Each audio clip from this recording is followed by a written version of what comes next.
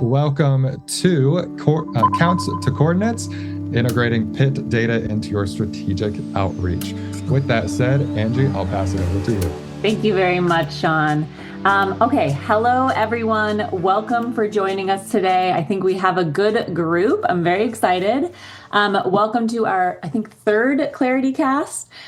We have a very exciting session for you today. We're going to be talking about unsheltered homeless data.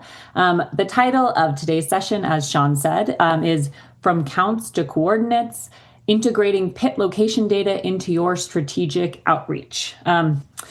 We want to really talk about how we can move from that the sort of stagnant, static, unsheltered homeless count that happens once a year to a more strategic approach that helps us better address everything from improving homeless services for folks sleeping outside to emergency services and emergency response. So, what is Clarity Cast? Why are you here? What are we doing today? As I said, this is the third endeavor in our series where Bitfocus is really looking to drive more community and discussion around homeless services, software and products, and really learn together about how we can transform these technologies. If this is your first experience with us, let me tell you a little bit about our company. Here at Bitfocus, we are a system administration and software development firm offering homeless management information systems, software services. But in regular speak, we are an HMIS vendor. We help homeless service providers leverage technologies to end homelessness faster and more efficiently. Most of us come from the homeless services sector, so we aren't just here to make and sell good software. We are deeply committed to your mission of ending homelessness because it is also our mission. Bitfocus is hosting these Clarity Cast sessions because we really wanted an opportunity to start to come together with industry experts like yourself, COC leaders, frontline workers, folks with lived experience, and more. So these sessions are not actually specific just to Clarity customers or Esri customers. These sessions are really for everyone to be able to come together. So if you aren't using the software, that's okay. We are here to have a discussion about the larger concept of using unsheltered homeless data better and ways that we can sort of all manage that data in a different way that creates a strategic approach. Before I get too far down the line, though, let me introduce myself. I'm Angie Evans. For those of you who I haven't met, which I think is a lot, we saw the registrations, and I don't know most of you, so this is an exciting opportunity for me. I'm the Deputy Director of the Community Administration Department at Bitfocus. So I have the privilege of getting to work on a team that embeds itself with HMIS customers and communities and helps them figure out the day-to-day of using HMIS. I've been here for about 4 years, but I started my journey in homeless services about 20 years ago in Olympia, Washington. So I've been lucky enough to be around for long enough that I remember fully paper coordinated systems. And I've gotten to see how we have used technology to do this better and all of the ways that it has really helped us. Today, I am excited because we get to talk with our guest about improving street outreach work, how we connect our homeless data in HMIS to location data, and the ways that we can improve all of our work. In HMIS, we're often hyper-focused on coordinated entry, compliance, things like that, but street outreach and solving unsheltered homelessness is really part of that as well. We need to be thinking about what is the question, what is the goal behind each of those outreach approaches, outreach programs, et cetera. Is it to shelter everyone in a specific emergency shelter? Is it to meet basic needs of all of the people in that program? How can we move away from thinking about unsheltered data as a once a year approach and really using it as part of our larger strategic thinking in ending homelessness? Today's session, we've partnered with Esri to help think about that approach, which they're going to talk more about. But before I get too far, Dr. Geraghty, please let me give you the moment to introduce yourself. And I also want to give you an opportunity to tell us a little bit about Esri and how they connect to our larger homeless response system, because I recognize a lot of people might not know that. Well, sad but true, I suppose. Thank you so much, Angie. And hello to everyone. I too really appreciate you taking the time to join us today. So I am Este Geraghty, and my role is Chief Medical Officer at Esri, and we are the global leader in geographic information systems. We say GIS. So I'm really excited that we can dive into this conversation about how to apply this truly amazing power of location to address homelessness and housing insecurity. So if you are not familiar with Esri, we are a company that helps organizations use geography to understand complex problems and make better decisions. Our technology is called ArcGIS, and it is literally used by governments, nonprofits, health and human services agencies, and community organizations all over the world. And this technology provides a framework for integrating your data, visualizing relationships and patterns, and turning just raw data and information into action. So whether the challenge you're working on is tracking disease outbreaks, improving access to healthcare, planning for things like climate resilience, or of course addressing the homeless point in time count and other aspects of homelessness, GIS really, as you said, Angie, helps connect the dots. And we're saying that literally between people, place, and opportunities to intervene. And a little bit about me personally, I am a physician by training. I'm an internist, and I've spent a lot of my career focused on how data and spatial analysis can improve lives.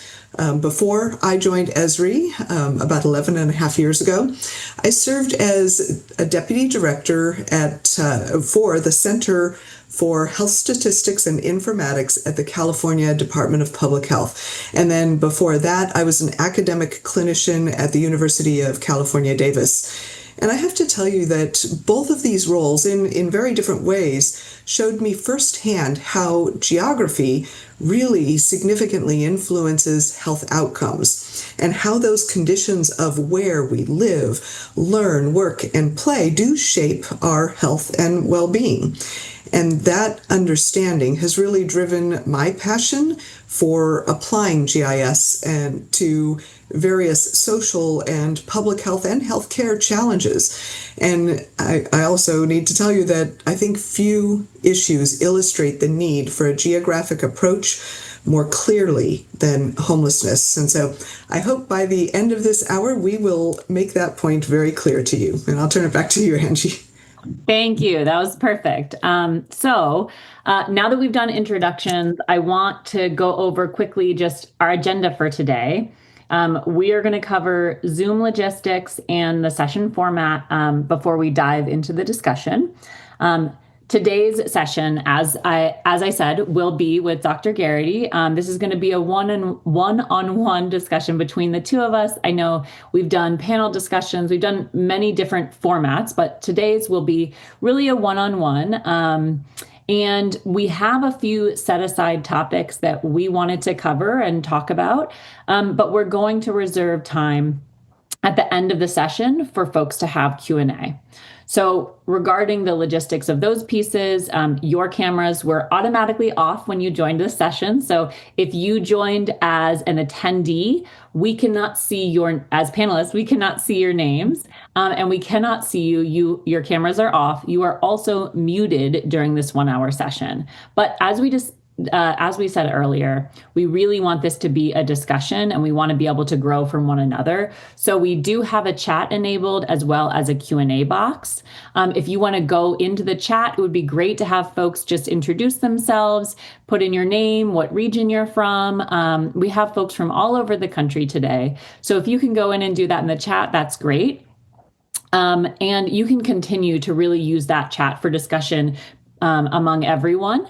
But if you have questions that you want to ask to us, that you want us to make sure we cover, or more technical questions that you want our team to answer, they're here. You can see these other names in the boxes. They'll be here to answer any of your questions as well. So that's the logistics piece. Now, I also want to, before we dive into the data itself, I want to sort of address a commitment that underpins all of our work, both Esri's and Bitfocus's work, as well as all of your work here today. We are stewards of other people's information, other people's data. And so we want to remind you, want to urge all of our colleagues in this space to think critically about the purpose for which you are collecting data, and really narrowly scope that collection, processing, and retention of that data to the minimum required to accomplish that purpose. I know this statement will sound familiar to many of you, and so we just wanted to start with that, this dedication to minimization and responsible use. It's not just an ethical imperative, but it's a guiding principle that informs specific processes we use in collection and safeguarding that data, and that we'll be talking about today. So with that in mind, let's jump right in. And thank you to everyone who's putting your name and region in the chat. Okay, so let's start with the human side of PIT counts. For folks who might not have done a PIT count before, or for folks who might not have thought about these pieces of a PIT count, what do you think makes a PIT count such a critical part of the local homeless response system? Yeah, well, I guess you start with the idea that you can't manage what you can't measure, right? And until you have that, as we often say, situational awareness, you're kind of blind to what to do next. So you really have to have that count data to understand the geographic extent of the problem, the human extent of the problem, so that you can really start to put resources in the right places and the right kinds of resources for the need, because the causes of houselessness, homelessness are varied, and they're going to be different from place to place. In some places, I mean, maybe there's a lot more domestic violence that has led to homelessness, and in other places, it might be veterans with PTSD, or it might be levels of poverty or unemployment that are the greater cause. And each one of those is going to have a completely different kind of intervention to support the population currently experiencing homelessness, prevent future populations from becoming homeless, and bring people into housing. So again, until you have that foundational data, you kind of don't know what to do. Yeah, I think that's right. And I think the other piece I've been thinking about a lot, because we at Bitfocus, as I said, many of our staff come from the homeless response system, but some of them don't. And we were talking about this recently around our annual conference that's coming up. We have staff who go on ride-alongs with outreach staff on those days. And people were talking about how they're already committed, right? They work at Bitfocus, they're doing this work, but when they went on those ride-alongs and experienced it firsthand, it really transformed their perspective on what homelessness is, and grounded sort of their perspective in empathy. So I think that is such a big piece of it to me, in thinking about the PIT counts. Like, yes, it's compliance. Yes, it's this individual piece of data, but it's also creating those relationships and connections that can be sort of one of the most important pieces of our homeless response system. And I think this echoes what you were saying too. There's this idea that the PIT count is, it's a one-time snapshot, but it can be the foundation for everything that follows, and really how you create the actionable next steps is almost more important than how did you do it that day. Yes, I mean, it's certainly not a perfect method, right? Doing a snapshot, cross-sectional view of homelessness on one particular night. And I agree with you there. And there are there's that and other limitations. But I love how you spoke about the ride-alongs, and I think that is at the crux of the volunteer experience for conducting the count, is you really do engage the community. It builds empathy. It tears down some of the taboos and the misconception about who's experiencing homelessness, and may be the start of more community connection, which I think helps on all the different aspects of homelessness, from prevention and the continuity of experiencing homelessness to then housing people permanently. Yeah, absolutely. There's the saying, prejudice can't survive proximity. And I think it's such a beautiful part of the pit counts, because people who have no idea but go, oh, I don't know, I'm supposed to volunteer this one day. They go in and they have just this beautiful transformative experience. But I want to go into the piece that you said there, thinking about, I love the pit counts. They're very important, especially for compliance, figuring out funding, figuring out a strategic approach to unsheltered homelessness for the rest of the year. But I know one of the things I wanted to talk about today is also some of those limitations around the pit count. What you guys have worked with a number of communities. What do you think are some of those limitations, and how are they changing right now? Yeah. I mean, I remember when I first heard about the pit count, and that it was in January. By the way, this coming January, for everybody listening who is getting themselves prepared for it, listen closely, because maybe we have better ways to do it. But I thought January, that's where you're going to have the most sheltered people, right? Anybody who can find a shelter will. So I always thought, oh, it's always going to be an undercount. Why don't they do it in June or July? So again, it just goes to that snapshot nature of the count. At least it is consistent, right? It's always at the same time, but it certainly does not reflect what you might call the dynamic nature of homelessness. And just as an aside, as we go along, maybe people will realize that when you can do the count more easily, you don't have to be limited to doing it once a year. You can potentially gain insights and really understand more of the dynamism, I guess you might say, of the problem. But also, I know that the count itself is labor intensive, particularly in the planning and coordinating volunteers through the execution of the count, and even post-count, right? Entering all that data into systems and being able to prepare reports for HUD, the U.S. Department of Housing and Urban Development. I think incorporating all of those data resources can be difficult, especially when you're using methods kind of old school, pen and paper, right? What if it's raining the night of the count, or snowing? Your paper gets wet, your ink smears. What if you have bad handwriting? What if you have bad handwriting and nobody can read it? So, I mean, just those questions of accuracy. And the other question is completeness, right? How do you know that you've canvassed every place that you need to canvass when you're just sending volunteers out with pen and paper? And also getting really precise location data helps you to look at that data in different ways. I mean, as a continuum of care is collecting this data, well, maybe it involves several counties and other different regional efforts, and you may want to parse that data in different ways. But if you don't have the location built in, you don't really have that ability to do that easily. So I just think that there are a lot of ways that old school point-in-time counts are not giving us as much as we could have, and as we need to truly address homelessness. Yeah, I think it's I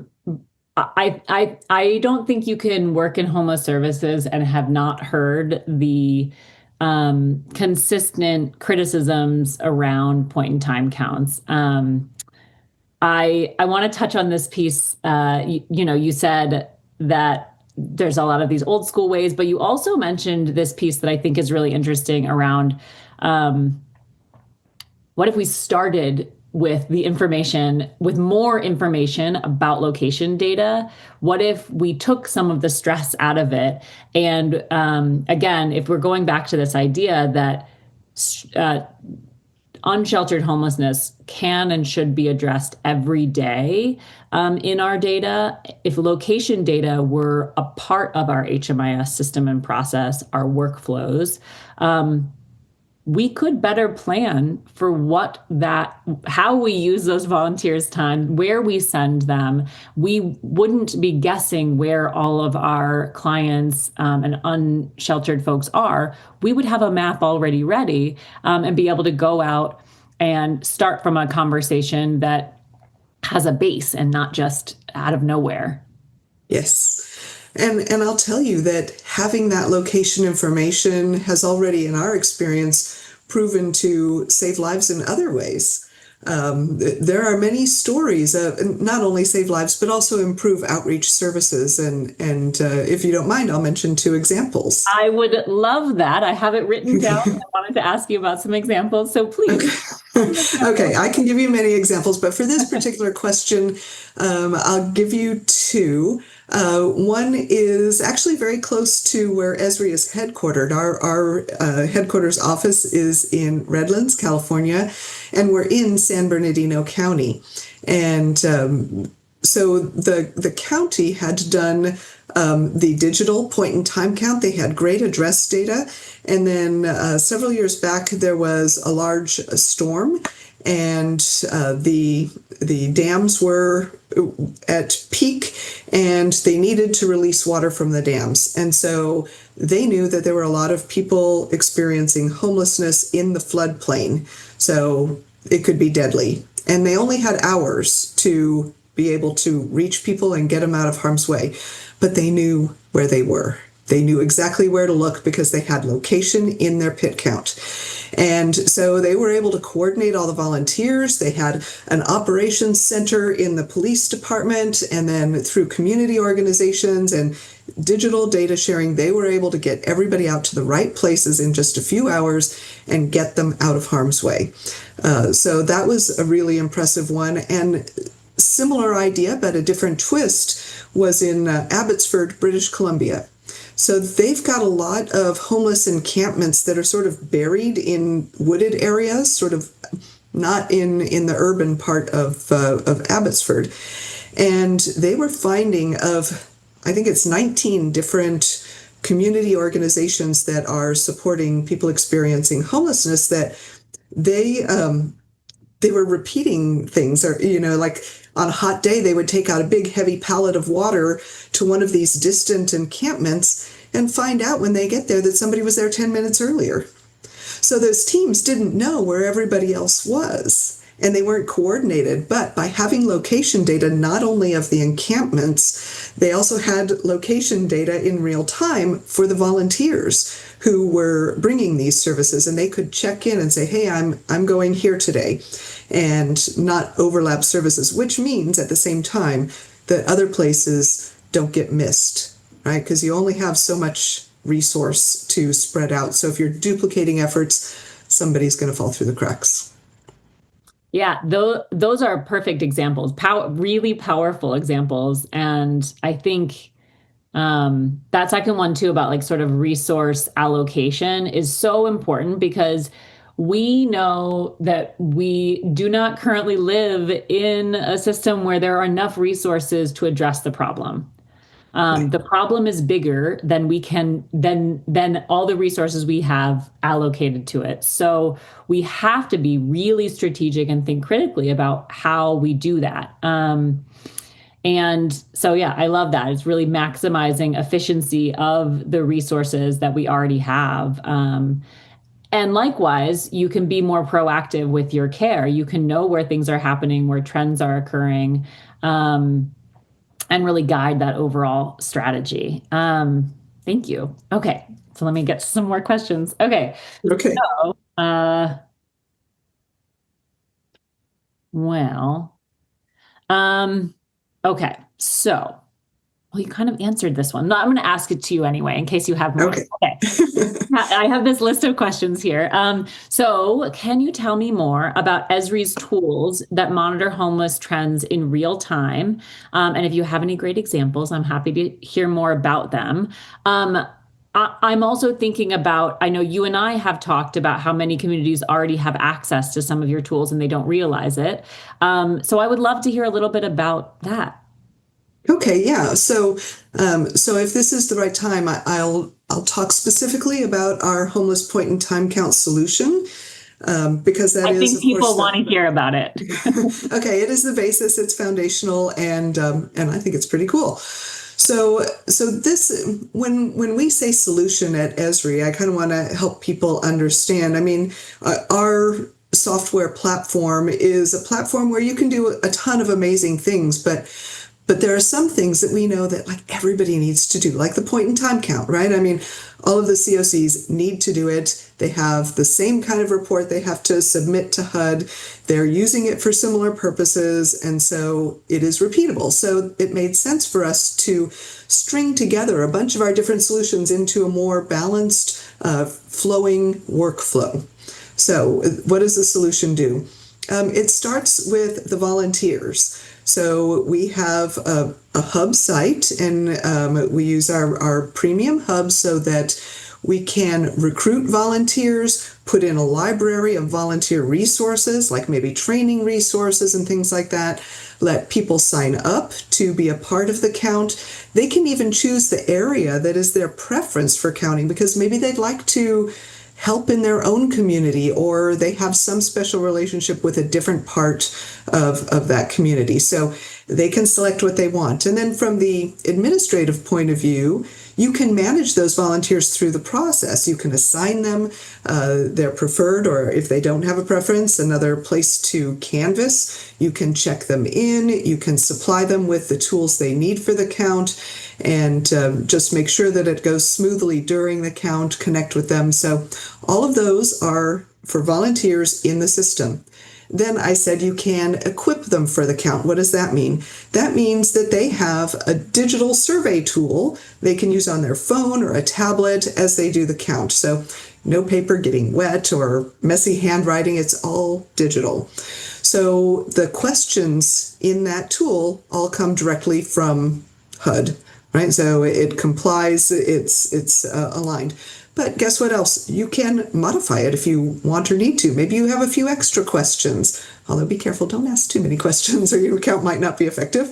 But so you have that opportunity to adjust, modify, clarify, whatever you need.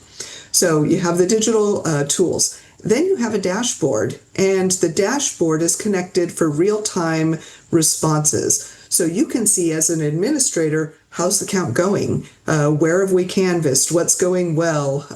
What does it look like in terms of, male-female ratios in homelessness, families and individuals? Do we have more people in tents or under bridges? I mean, all of those things can come through on a real-time dashboard as every survey is submitted. I'll also say that, so actually, I kind of gave you two dashboards at once. One is the process. How close are we to finishing? How are the volunteers doing? And then the other one is actually the results of the questions that are being asked. Then the other good news for people, I think people will really like this.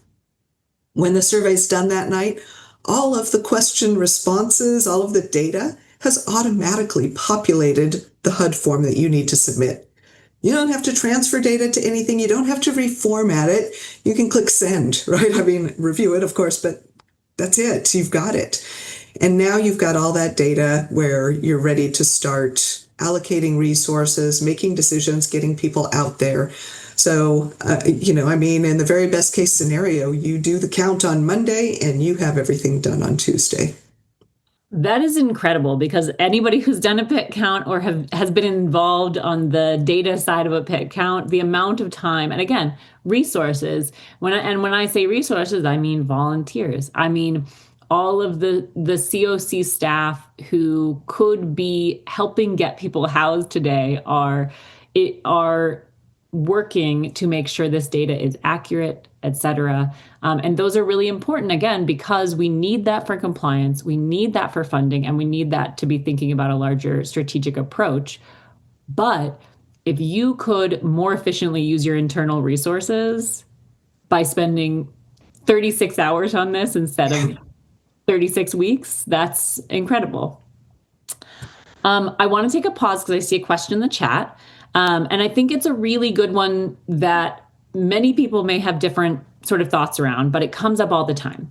The question is, what if all of the clients and outreach workers are afraid to provide location data about where specifically people are sleeping to protect their things, to not let an encampment location be known to the police, because they don't trust other agencies, et cetera. I don't know if you have thoughts on this. I have thoughts on everything. So yeah, happy to share for whatever value people think it is, my thoughts. First, let me sort of start at the end of that question, the collaboration with others, right? I mean, when you deploy ArcGIS in your environment, it stays in your environment, right? You can choose to share or not with any of your collaborators based on the level of trust that you have. I mentioned the police department in San Bernardino County had the data and used that to help people. They had developed over time trust with the public health department. And of course, I recommend those collaborations and that development, but you don't have to start there. You start within your own COC and you can keep the data as private as you want. The people who are collecting the data who maybe feel uncomfortable with location, I mean, first of all, hopefully we've already started to make clear that that location data is super valuable for making better decisions. But you should know that the data is encrypted in transit and at rest. So even though you're using, again, that mobile tool to collect location data, it stays in an encrypted state. And then you bring it back to your own organization, again, within your firewalls, so that it stays safe, because it is for your decision making, not to share with anyone else unless you have already built that trust and collaboration. Yeah, and I think those are pieces that have to be addressed prior to any type of data collection, whether it's the location data or personal information. We have to, again, going back to my original statement around being stewards of the data, we have to be as responsible. We have to be clear and transparent about our responsibility within that data, develop that relationship, and also have all of the technological pieces that make it secure. Because if we're saying it's secure and we haven't done our due diligence, they're right to distrust us. But that is why you use really I wish I could say gone are the days of Google Docs that are containing lots of personally identifying information, but we all know it happens everywhere. And that is what I think we would love to see folks move away from, is making sure you are being good stewards of that data and protecting it as much as possible. Yes, and if I can just mention on that, I just want people to sort of recognize that the technology security is super important. But as you alluded to, it's also people and process. You have to have your own governance and training so that people themselves do not become the weakest link and breach some identifiable and potentially dangerous information to others. Yeah, absolutely. And I think, so let me, I think this brings me to one of my other questions. I feel like I'm skipping around with my questions, but that's okay. That's fine. You, as I said, you guys have worked with many communities on their PIT counts and turning those PIT counts into real-time data and analysis. How are communities doing this, and what role can technology play in this shift? Yeah, well, I mean, so in our case, I'll give you a little bit of a range there. Some communities they know something about GIS. They go to, I mentioned that we have a solution, and with that solution, they can literally go to the website, download it in a few clicks, they can start using it, right? I mean, the technology part is not the hardest part. So they can do that. But then there are organizations that do things a little bit differently. The one that I'll mention in this case is LAHSA, the Los Angeles Homeless Services Authority. And I think everybody on the call probably recognizes that Los Angeles has the nation's largest homeless population.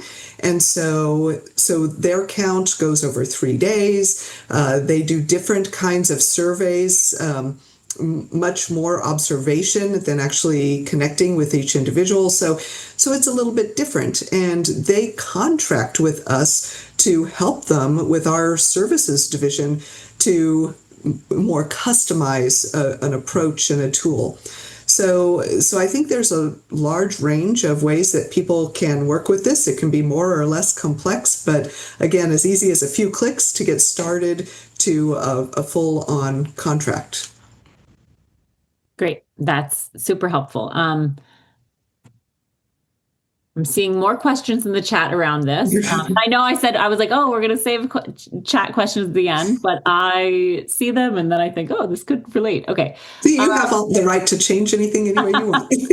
We reserve the right at the beginning to change any way we would like. Well, I also want to say a little bit about from the HMIS perspective on the technology piece. And I think I said this too at the beginning, sort of, we're really trying to think about moving away from this just being about compliance, the pit count, location data, et cetera, just being about compliance and really being about action. So I want to frame that piece too. It's not really just about the report anymore. We're seeing communities everywhere really move past that pit data and turning location data on in their HMIS for service fields, for the location tab in our outreach module. And they're really starting to get that real-time visibility. Outreach staff and managers can now see unsheltered hotspots. They can see individuals in real time and really allow them, as you gave those great examples, to deploy resources more efficiently. And so I think we're seeing really that happen both in the tools that integrate with HMIS and within HMIS itself. So I wanted to make sure we flag that. No, I think it's actually really important because I bet people are wondering, well, why are Esri and Bitfocus talking to each other? We just both care a lot about homelessness, also true. But we are partners in this. Yeah. And so, I think for us, we're thinking about what is the value overall? What is the value of geospatial data combined with HMIS data, and how is it improving our strategies? That's sort of like the way we are looking at the partnership between Esri and Bitfocus. I think we've seen for the last, several years, there has been an increased focus on unsheltered data. Every community is taking a different approach to encampments. And we have seen session after session about how do we do this better. And I think if we don't address the geolocation data part of this, we are never going to be able to create a larger strategic approach for our outreach staff. Yeah, I mean, for example, when somebody is using the HMIS system and they are having an encounter with an individual and they want to be able to recommend nearby resources. I mean, that's a geographic question, but it is important and it's prevalent, and you guys are integrating that geospatial information to make sure that anybody who is trying to provide outreach and support who is who uses your HMIS is going to be able to say, near where you are or in this area, individualized to the person, what are the resources that are within walking distance and available and relevant. Well, and I also go back to this other piece that I think is very common still. Everyone has a resource directory in their community. You go to like you go to libraries, you go to agencies, if you have done any homeless service work, you have been handed a binder of a million pieces of paper of all the resources in your community.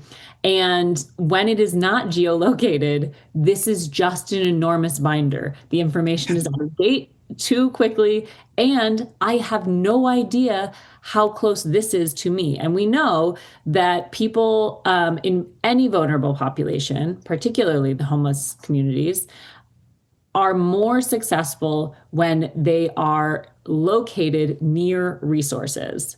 So Yes.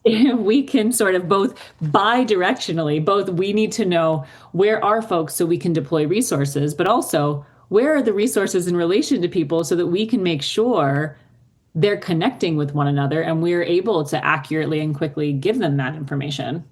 Yeah, absolutely. I mean, I can give you two examples on different topics, but I think it's so interesting. One is an older example. When I practiced clinical medicine, one of the things that came up pretty frequently in our practice was finding behavioral health services in Spanish.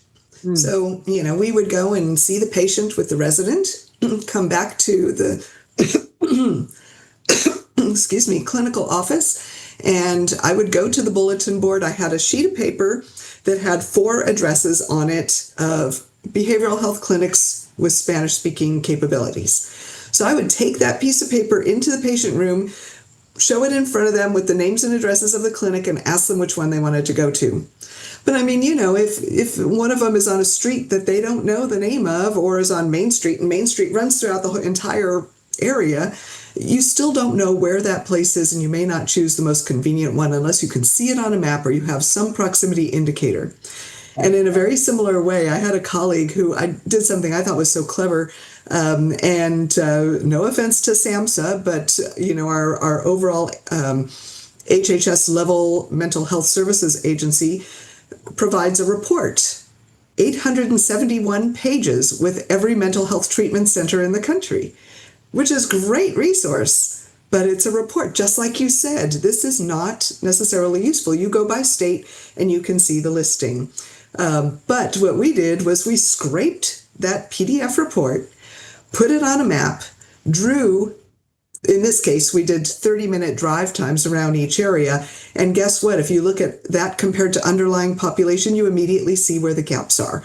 Who's not covered, who's not getting services, and it's the exact same thing with having that location of resources for homelessness. You can spot where you have gaps, you can associate it with the population once you've done the census, and then start to make sure that you have the right resources in the right places. Yeah, and I think it's also this idea of like making it a consistent and repetitive process, because the thing is, we know that things will change. There will be patterns. And if we can't see how the patterns are changing, then we can't design a changing system. We can't operate homeless services under this sort of vacuum that doesn't grow and change alongside the population.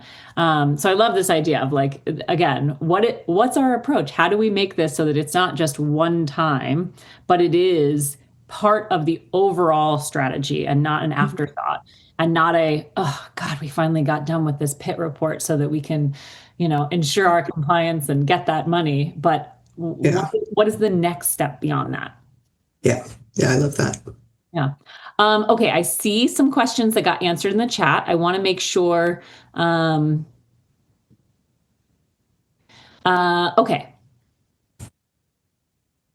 We have some technical questions, and then we have, let's do a couple of technical questions. So sure. We're thinking about collecting known location data in advance. Do you get that? Do you get that information? Do you need to purchase location sharing this is very technical. So I'm going to read it and then you can respond if you'd like to. How do you collect known location data in advance? do you need to purchase location sharing add-on for collecting this information? And so I can say from the HMIS perspective, and then I'll hand it to you too. So in HMIS and Clarity, I don't know about other solutions, but I know in Clarity, many of our fields and components of HMIS have a toggle within it that allows you to turn on geolocation tracking. And so you could, for example, say that every time I provide laundry services, the location toggle is on, and that location information is collected at the time of service. Similarly with other parts of our assessments, et cetera. But the best way to view that location data and collect that location data is in our outreach module, which often is purchased as an add-on for setup, et cetera. But I'll let you speak to Esri's pieces in that. Sure. And I know my colleague, Jeremiah Lindeman, is also on the call. So should he want to elaborate on anything I say, I'll authorize him to do so in the chat because he is the technical guru here. But location is centric to ArcGIS. So I mentioned again, the mobile survey tools. Location is simply a question, and you can, or if you're standing there, you could actually capture location automatically and send it off. So it is simply a part of a GIS system. Now that location will be geocoded, and then you can use that data and put it on a map and be able to explore it.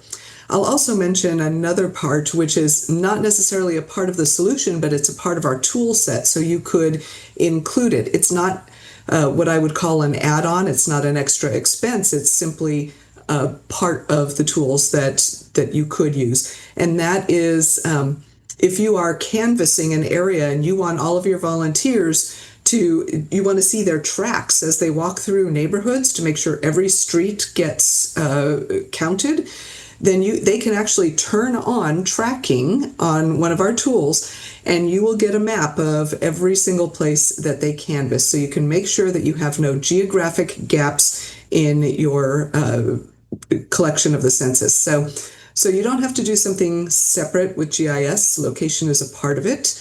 Again, Jeremiah, if you want to add anything, feel free. I think our chief medical officer answered the tech questions great. Thank you. I loved it though. It sounds like Strava, but for pit counts. So, okay. I see another question. I know. Okay. And I also want to flag for attendees, we have 12 minutes left. We are happy to answer any of your questions or try to answer any of your questions. I cannot promise we will have a perfect answer for anything, but if you have questions, let's get them in the chat and we will start to talk about them. And as I say in everything I do, there are no bad questions.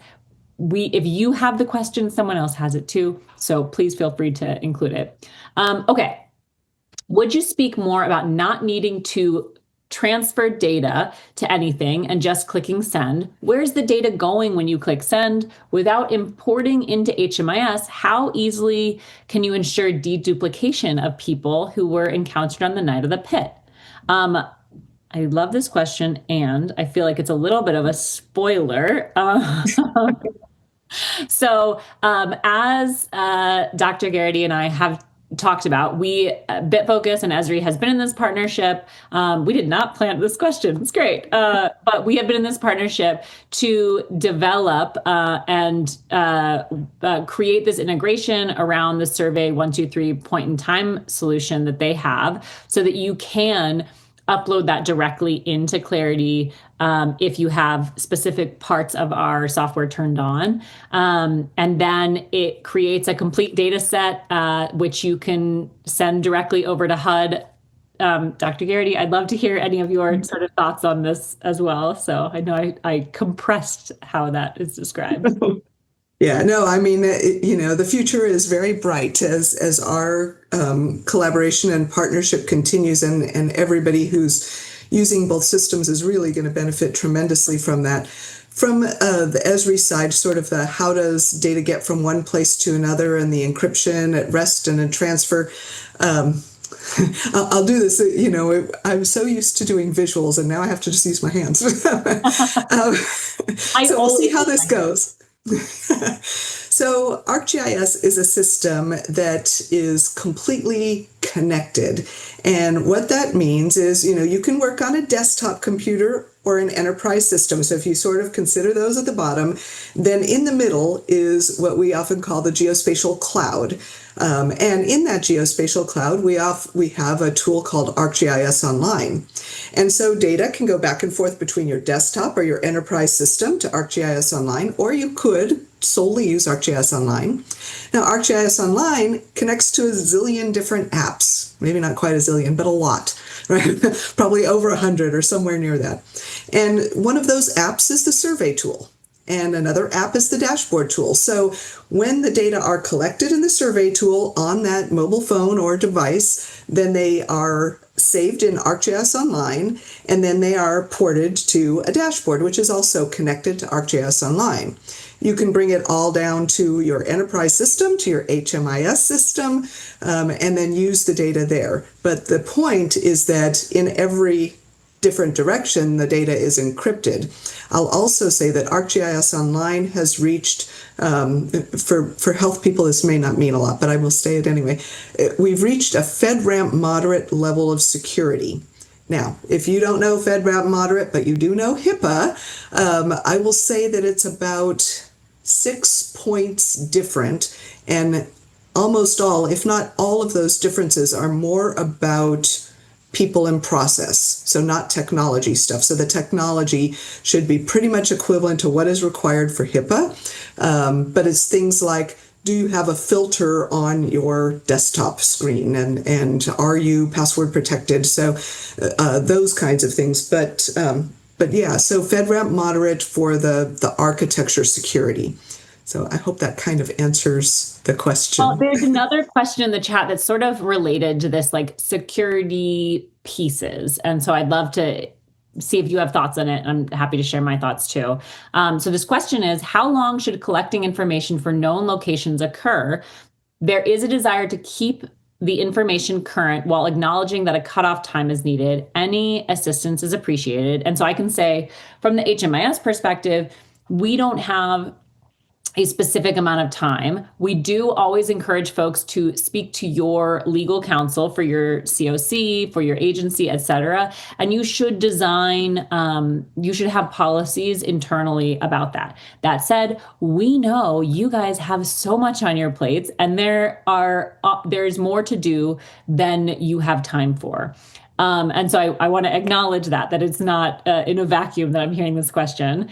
Yeah. So we don't give a specific time frame. We do tell you to speak to your local legal counsel, and at least in HMIS, if you have, again, there are different pieces of HMIS. There is a piece of HMIS where clients can turn location off to make it so that it's no longer an active location.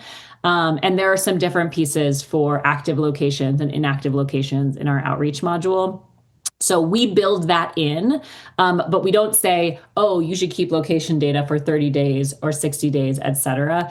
We do always recommend, especially when folks are starting to figure out what is our strategy, or they're beginning to collect this information, you should identify what you think is a reasonable amount of time, because as you said earlier, every community is so different, and you may want to go back and do some analysis before you determine what is that amount of time. I don't know if that sounds right to you, but yeah. Well, I'm not going to override any lawyers, right? I'm a doctor and not a lawyer.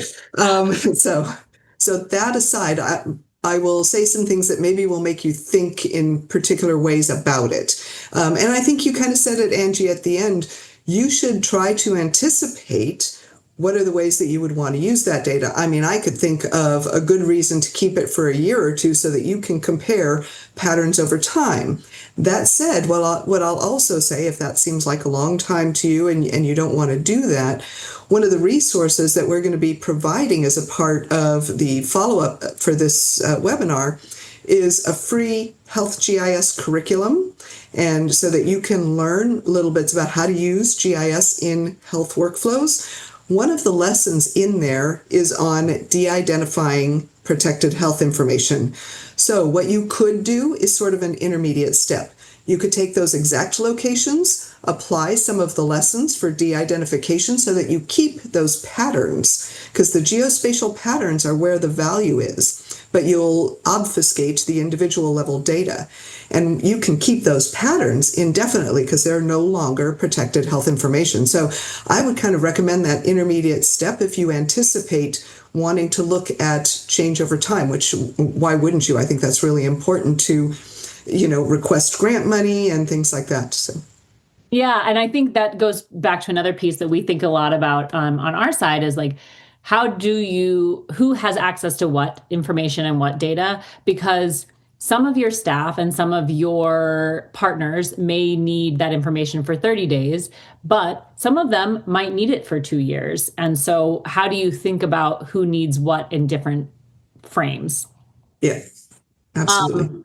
So I want to answer, we have one question that came off the chat and I wanted to acknowledge it. There was a question around using Clarity on mobile devices. And again, we did not pay these people for these questions, but they're great. So one of the questions was, Clarity can be really frustrating. I'm paraphrasing because I can't see it anymore, but it was something like Clarity can be frustrating to use on my phone. And the very exciting thing, again, we're continuing to roll out different pieces, but for those of you who are Clarity customers, if you have not seen our new interface, that is exactly what the new interface is for. It is optimized for mobile devices. So we did not mean to talk about that on this session, but if you haven't seen it, please talk to your BFFs, your system administrators, and get access to it because we are rolling out all kinds of new features on that new interface, and it is meant for mobile devices. I fully agree. If we want to be effective in this, it's not just about collecting the data, it's about making it easy for staff. And that is what our new interface is trying to answer. So I don't want to take up too much more time. Dr. Geraghty, is there anything else you want to share before we close out this session? Is there anything we didn't cover that would be helpful for you to talk about? Well, I didn't mention in the privacy and security piece that we do have a website people can go to called trust.arcgis.com. So if you want more detailed information from our security and officer and our lawyers, that's a good place to get it. It might even answer your own security questions for your questionnaire. So I didn't want to forget to point that out. But I guess I'll just say again to kind of wrap up my thoughts that the point-in-time count information and the HMIS information are together so powerful. They're so foundational for every type of decision and workflow that you have to support this vulnerable population, the most vulnerable population probably in most ways that I can think of. And so just don't forget the value of location and practice your spatial thinking so that you can expand how you apply this valuable technology, because the more ways that you use it, the more value you're going to get from it. Thank you so much. And again, thank you to all of our attendees for joining us today. We can't wait to see you at the next Clarity Cast. And thank you, Dr. Geraghty, for sharing all of your expertise and all of those amazing examples. I look forward to talking to you all again. Have a great day.